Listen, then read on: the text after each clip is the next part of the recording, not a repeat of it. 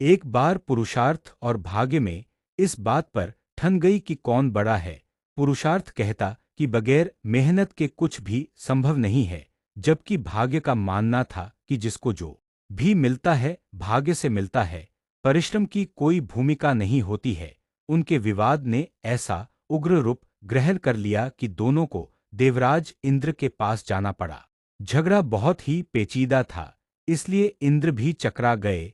पुरुषार्थ को वे नहीं मानते जिन्हें भाग्य से ही सब कुछ प्राप्त हो चुका था। दूसरी तरफ अगर भाग्य को बड़ा बताते तो पुरुषार्थ उनका उदाहरण प्रस्तुत करता जिन्होंने मेहनत से सब कुछ अर्जित किया था।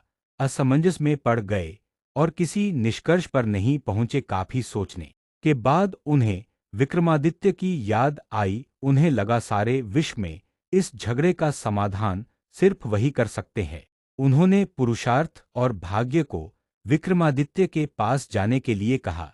पुरुषार्थ और भाग्य मानव भेष में विक्रम के पास चल पड़े। विक्रम के पास आकर उन्होंने अपने झगड़े की बात रखी। विक्रमादित्य को भी तुरंत कोई समाधान नहीं सूझा। उन्होंने दोनों से 6 महीने की मोहलत मांगी और उनसे 6 महीने के बाद आने को कहा।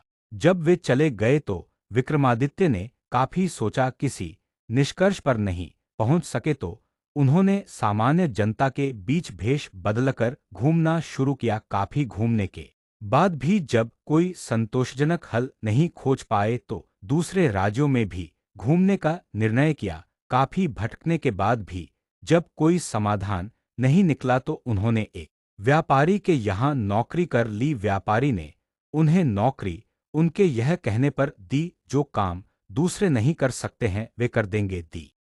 कुछ दिनों बाद वह व्यापारी जहाज पर अपना माल लादकर दूसरे देशों में व्यापार करने के लिए समुद्री रास्ते से चल पड़ा। अन्य नौकरों के अलावा उसके साथ विक्रमादित्य भी थे। जहाज कुछ ही दूर गया होगा कि भयानक तूफान आ गया। जहाज पर सवार लोगों में भय और हताशा की लहर दौड़ गई। किसी तरह जहाज एक टापू के पास आया और वहां लंगर डाल दिया गया। जब तूफान समाप्त हुआ तो लंगर उठाया जाने लगा, मगर लंगर किसी के उठाए न उठा। अब व्यापारी को याद आया कि विक्रमादित्य ने यह कहकर नौकरी ली थी कि जो कोई न कर सकेगा वे कर देंगे। उसने विक्रम से लंगर उठाने को कहा। लंगर उनसे आसानी से उठ गया। लंगर उठते ही जहाज ऐसी गति से बढ़ गया कि टापू पर विक्रम छूट गए।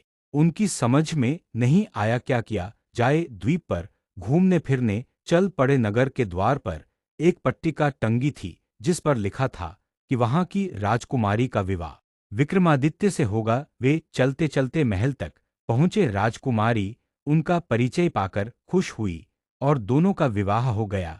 कुछ समय बाद वे कुछ सेवकों को साथ ले अपने राज्य की ओर चल पड़े। रास्ते में विश्राम के लिए जहां डेरा डाला वहीं एक सन्यासी से उनकी भेंट हुई। सन्यासी ने उन्हें एक माला और एक छड़ी दी। उस माला की 2 विशेषताएं थी। उसे पहनने वाला अदृश्य होकर सब कुछ देख सकता था तथा गले में माला रहने पर उसका हर कार्य सिद्ध हो जाता था। छड़ी से उसका मालिक सोने के पूर्व कोई भी आभूषण मांग सकता था।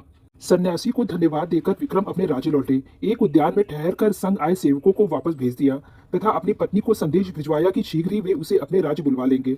उद्यान में ही उनकी भेंट एक ब्राह्मण और एक भाट से हुई। वे दोनों काफी समय से उस उद्यान की देखभाल कर रहे थे। उन्हें आशा थी कि उनके राजा कभी उनकी सुध लेंगे और उनकी विपन्नता को दूर करेंगे।